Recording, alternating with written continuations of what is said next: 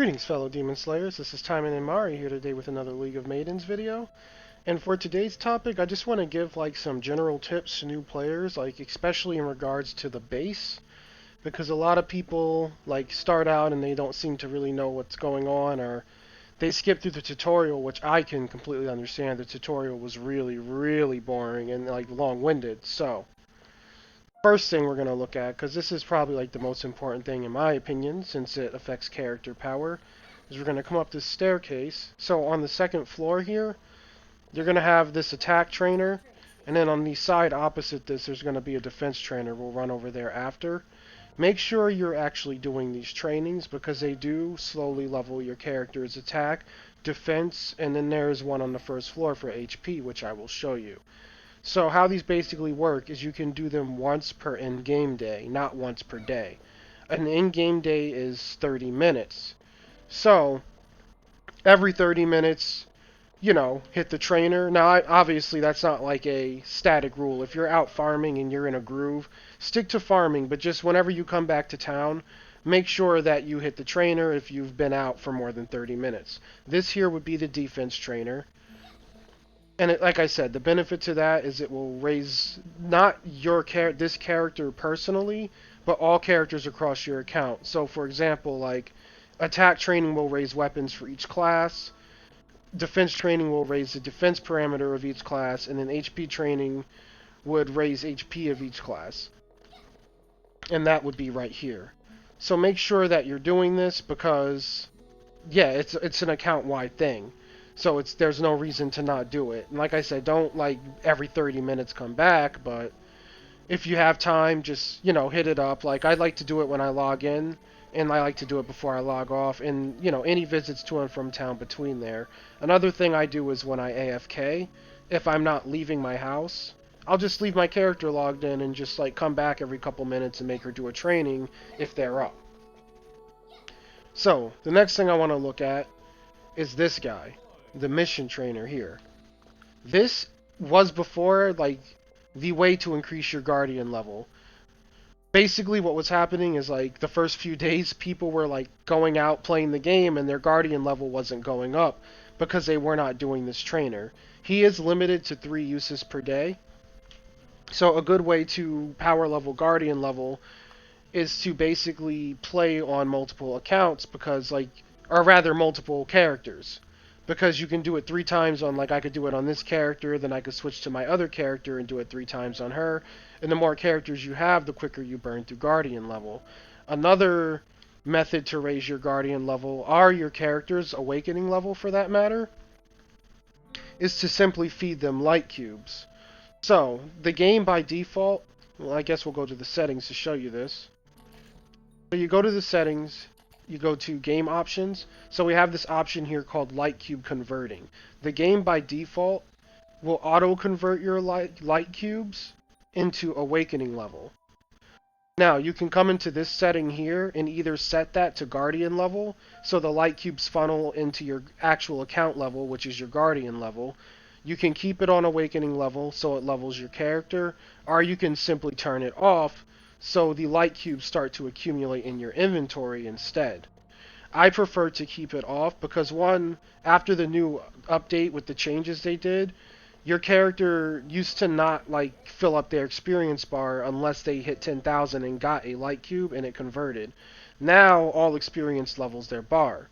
So it's really fast to level up now, way faster than it was before, and you're no longer really needing the light cubes to funnel into your awakening level automatically. So if you turn it off, you can get a nice stock of them.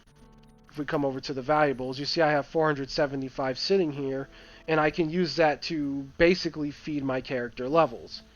So we'll just use the ones in my inventory. I have 20 on me. So to basically convert a light cube, you come to the menu. You click this convert button, and now since they're not auto-converting, I can choose what they go to. BP would level Guardian level, Experience would level Awakening level. Since my Guardian level is max, there's no reason to use this, so we'll feed her these 20 light cubes. And as you can see, that made her level up to level 12. So this is a very helpful tip because essentially when your character is level 15, like right now this character is prestiged once, my main has been prestiged 4 times. So they really don't need the light cubes anymore. So if what I can do now is take the 400 light cubes I have saved and literally get an alt character to level 15 right away. So this is like a good way to just power level new characters without actually having to play them. And yeah, your level doesn't affect like your actual character power. They don't get stats for leveling, but what it does do is open doors to your character. So if we come to the inventory, for example, I have her some of her vendor gear here. This would require her to be awakening level 15 and my guardian level to be 15. So if I were to make an alt and feed them the light cubes, they could fast forward into this gear and be in-game viable and not have to really struggle dicking around with T1 gear or T2 gear. Now, what I basically want to say like is like to make it super simple because I was kind of long-winded is just think of white light cubes as rare candies from Pokemon. You just basically feed them to the character, they level up, and you're good to go. Now outside of that, the next place I want to show you guys is this stupid gun range. People like probably like miss it or don't know what it is. It's not really labeled. Like this has an NPC here. The gun range is going to be back here, and it's just going to be like this door here. There's not really anything except like a gun on your compass. So if you come in here, this is where the shooting range would be, in case like the tutorial, like you missed where it was during the tutorial. It's only really useful when you get dailies for it.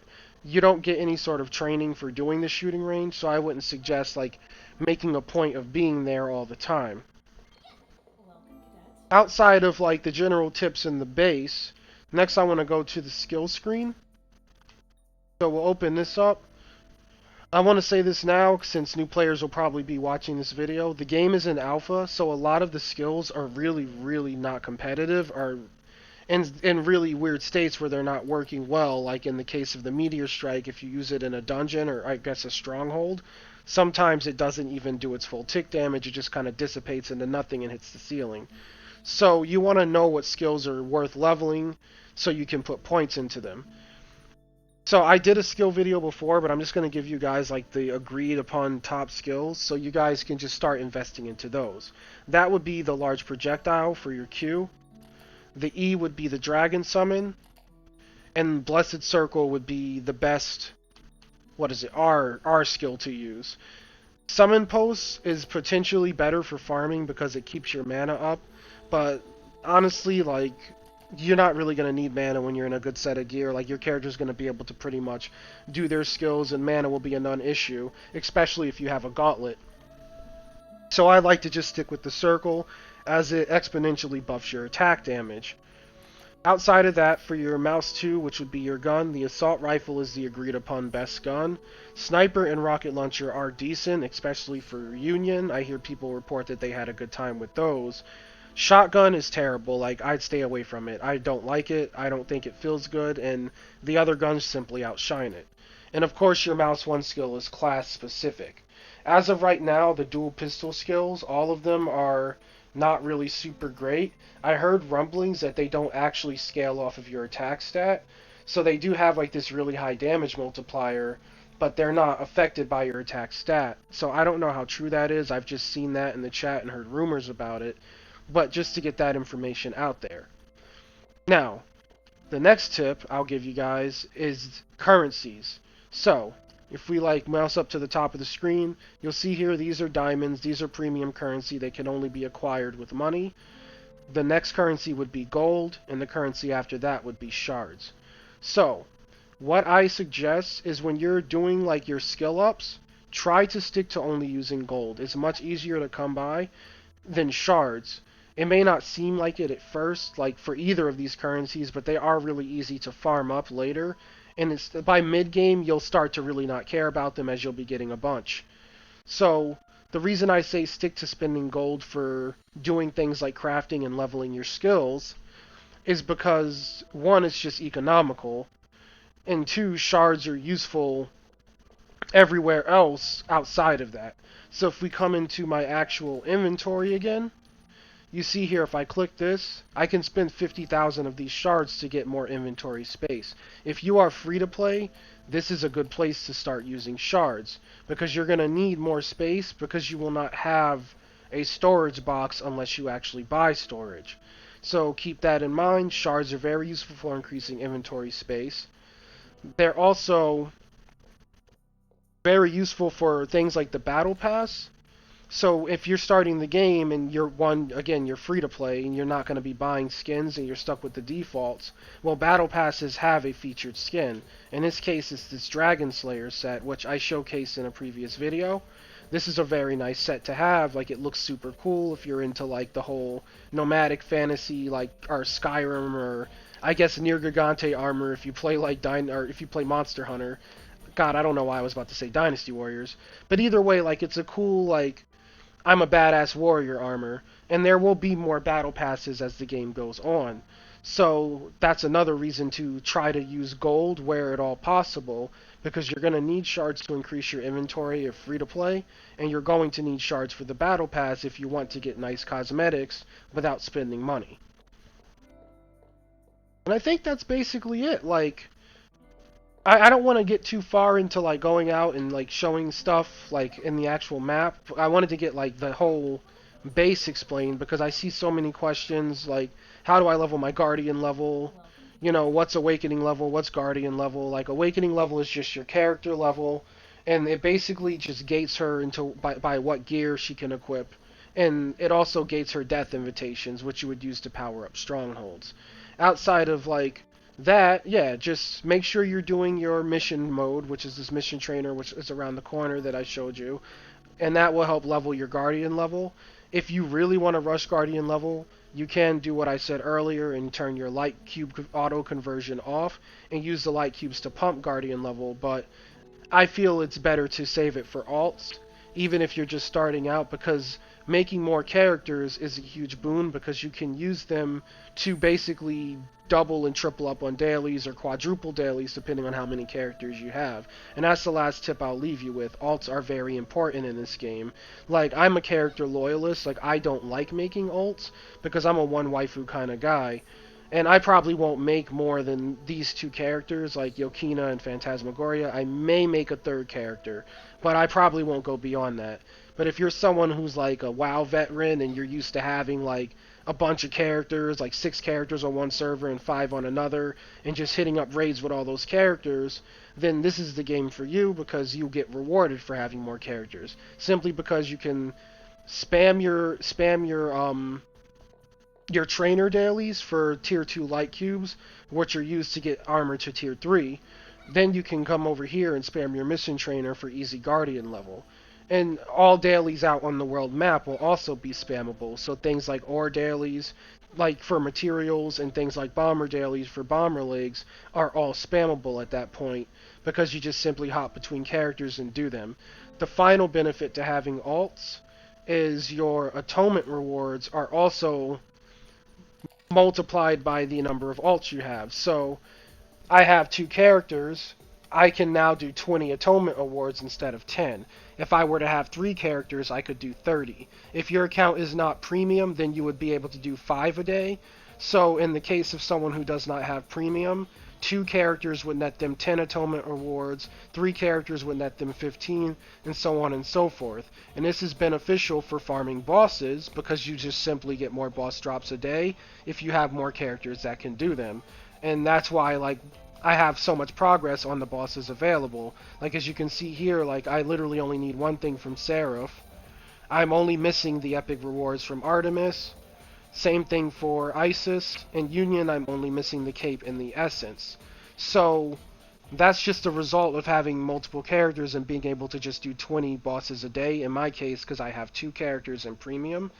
But if you're willing to make multiple characters and really grind this game out, yeah, the 0.5% drop rate of a gauntlet won't really be a problem if you're killing 50 bosses a day across 5 characters. If you have premium, or if you don't have premium, 25 bosses, which is still a large number of bosses. Because 0.5% is basically 1 in 200, if you think of it out of 100. So, 25 a day means in 10 days, by just simple chance, you should have most likely rolled a gauntlet unless you're unlucky. So, yeah, the probability really gets higher for those rare cosmetics in that case. Either way, like, I've rambled on. I hope the video like helps to shed some light on the early game. The final tip I can give is like pay attention to question marks, because this is basically like an MMOS dungeon crawler type game. So like, we'll just run over to this guy here. If you see a question mark, it means they have goodies for you, and you should probably do it. It's pretty much that simple mentality of like playing World of Warcraft. You just follow the question marks, and you'll get they're pretty rewarding overall. Outside of farming the game for loot and playing the game for drops from bosses. So I hope it was helpful. If it was, please like and subscribe, as it really does help out the channel. Thanks for tuning in. I've had like a really high view duration lately across all of my videos, so I just want to say like thanks for the support. Like I thanked my AT viewers, so I want to thank all my League of Maidens viewers and give you guys the same courtesy. Like, I appreciate it, guys. Stay tuned and I'll keep making content. And with that, you guys go ahead and you have a great rest of your day. Good luck out there farming bosses, and if you're new to the game, good luck getting started, and I hope you enjoy it. And you guys go ahead and take care. Have a good weekend, and I'll catch you tomorrow with another video. Bye-bye.